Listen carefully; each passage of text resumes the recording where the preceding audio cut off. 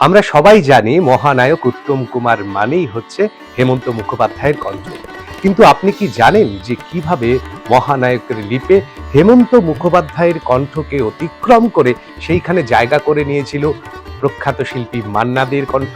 তাহলে এই গল্পটা শুনুন। হ্যাঁ, নতুন একটা ছবির পরিকল্পনা হচ্ছে। অগ্রগামীর নতুন ছবি।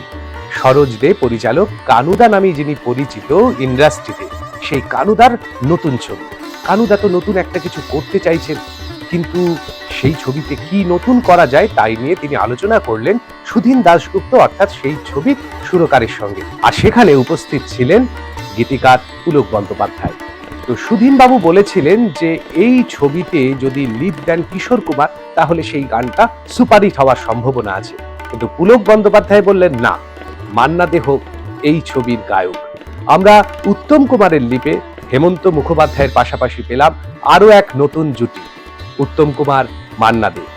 ছবির নাম শঙ্খবেলা, আর গানটি আমি আগন্তুক, আমি বার্তা দিলাম। এইরকম নতুন নতুন গল্প জানার জন্য সাবস্ক্রাইব করুন গানে গানে লাইভ, আমাদের এই ইউটিউব চ্যানেল।